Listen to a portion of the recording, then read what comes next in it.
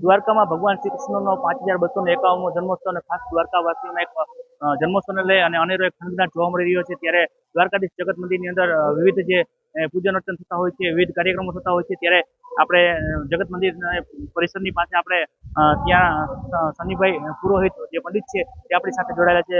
ખાસ શનિભાઈ, દ્વારકાધીશ જગત મંદિરની 5251મો જન્મોત્સવ અને ખાસ જે વિવિધ કાર્યક્રમો શું એમની રૂપરેખા?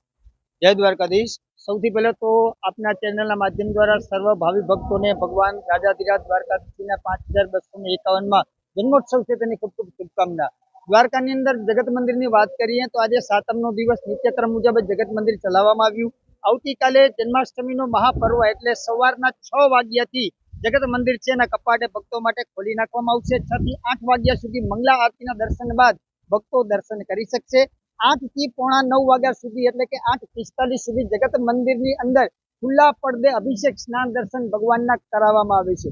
વર્ષની અંદર માત્ર 2 જ વખત જગત મંદિરની અંદર ખુલ્લા પડદે અભિષેક સ્નાન દર્શન ભક્તો પ્રાપ્ત કરી શકે છે। એક જ્યેષ્ઠ સુદ પૂર્ણિમાનો દિવસ અને બીજો જન્માષ્ટમીનો દિવસ। ખાસ આ દિવસના સમયગાળા દરમિયાન ખુલ્લા પડદે જે અભિષેક સ્નાન દર્શન કરવામાં આવે છે તેમાં પંચામૃત સાથે અન્ય દ્રવ્યો, ષોડશોપચાર, અન્યોપચાર, વેદોક્ત અને પુરાણોક્ત મંત્રો દ્વારા જગત મંદિરની અંદર આ નિત્યક્રમની અંદર જોડવામાં આવે છે। પોણા 9 વાગ્યે જગત મંદિર છે એની અંદર 15 મિનિટ પૂરતો પડદો લગાડી અને ઠાકોરજી છે એનું સ્ત્રી સ્વરૂપ જે શૃંગાર માટે તૈયાર કરવામાં આવે છે। ત્યારબાદ ભક્તો એ ખુલ્લા પડદે જ સીધીના શૃંગારના દર્શનનો લાભ લઈ શકે છે। આવતીકાલે સોમવાર છે। આમ તો નિત્યક્રમ પ્રમાણે જોવા જઈએ તો જગત મંદિરની અંદર વાર પ્રમાણે ઠાકોરજીને વસ્ત્રો ધરાવવામાં આવે છે। સોમવારે ખાસ કરીને પિંક કલરના એટલે કે ગુલાબી કલરના વસ્ત્રો હોય છે, પણ કાલે જન્માષ્ટમીનો મહાતહેવાર છે એટલે સેફ્રોન કલરના ખાસ કરીને કેસરી કલરના શણગાર એ વાઘા એ ઠાકોરજીને ધરાવવામાં આવશે। અનેક રત્ન અને સુવર્ણ જડિત આભૂષણો ભગવાનના આભૂષણો કરવામાં આવશે, શણગાર કરવામાં આવશે। ભગવાનનું જે સ્વરૂપ છે એ ચતુર્ભુજ સ્વરૂપ છે, શંખ, ચક્ર, ગદા અને પદ્મ। તો એની સાથે પણ ભગવાનના રત્ન સુવર્ણ જડિત જે છે તે આભૂષણો ધારણ કરવામાં આવશે। ભગવાનના મસ્તક ઉપર ખુલેલ મુગટ એટલે કે મોરપીંછ સાથેનું મુગટ એ ધારણ કરવામાં આવશે। પોણા 11 વાગ્યે સવારના બરાબર ટકોરે એ જગત મંદિરના શૃંગાર આરતી થશે। બપોરના 1 વાગ્યા સુધી જગત મંદિરના દ્વાર એ ભક્તો માટે ખુલ્લા રહેશે। 1 થી કરીને 5 વાગ્યા સુધી અનોસ્તર જગત મંદિર બંધ રહેશે। 5 વાગે ઉત્થાપન થશે। પોણા 8 વાગ્યે રાત્રે સંધ્યા આરતી ને રાતના 9 વાગ્યે જગત મંદિરના કપાટ ફરીથી ભક્તો માટે બંધ કરી દેવામાં આવશે। બરાબર રાતના 12 વાગ્યાના ટકોરે નંદ ઘેર આનંદ ભયો જય કનૈયા લાલ કીના નાદ સાથે જગત મંદિર સહિત દ્વારકાની અંદર ભગવાન રાજાધિરાજનો કૃષ્ણ જન્મોત્સવ ઉજવવામાં આવશે। રાતના 2:30 વાગ્યા સુધી જગત મંદિરની અંદર ભક્તો એ દર્શનનો લાભ લઈ શકશે। ખાસ કાલના દિવસનું એટલા માટે મહત્વ હોય છે કારણ કે દ્વારકાની અંદર એમ કહેવાય છે, અમે સાહિત્ય જગતની અંદર પણ એમ કહેવાય છે દ્વારકામાં કે સોનાની નગરીને સજાવો, પારણા બંધાવો, અવતરશે મારો દેવ દ્વારિકાધીશ, મારા વાલાને વધાવો, મારા કોઈ કાનાને વધાવો। તો આ પ્રમાણે જગત મંદિર છે એના ક્રમની અંદર તમને વાત કરી।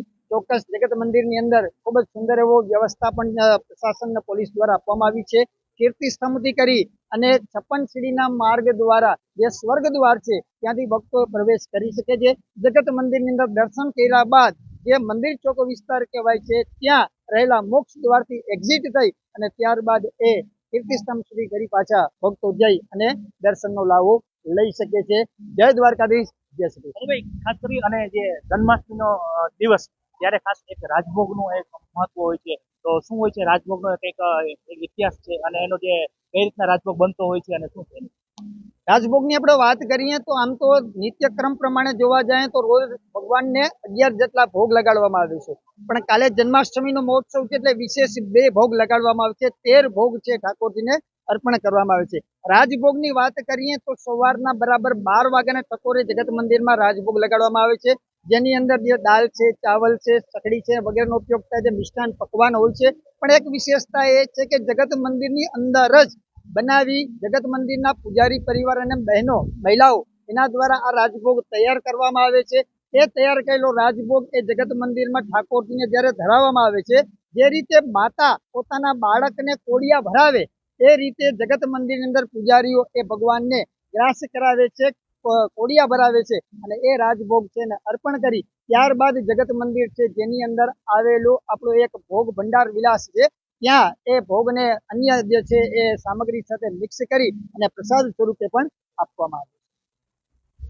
આ હતા સાનીભાઈ પુરોહિત પંડિત, જે દ્વારકાધીશ જગત મંદિર ની ખાસ જે વિશેષમાં ચર્ચા કરીએ તો ખાસ કરી અને જે દ્વારકા જગત મંદિર છે અને 5251મો જન્મોત્સવ છે અને તેને લઈ અને સમગ્ર દ્વારકા અને સમગ્ર ભારતભરમાં હાલ એક અનેરો એક ખળભળાટ જોવા મળી રહ્યો છે. ત્યારે દ્વારકાધીશ જગત મંદિરની અંદર રોશનીથી મંદિરને પણ સુશોભિત કરી દેવામાં આવ્યું છે અને દ્વારકામાં એક અનેરો ઉત્સવ જોવા મળી રહ્યો છે. One Gujarat digital media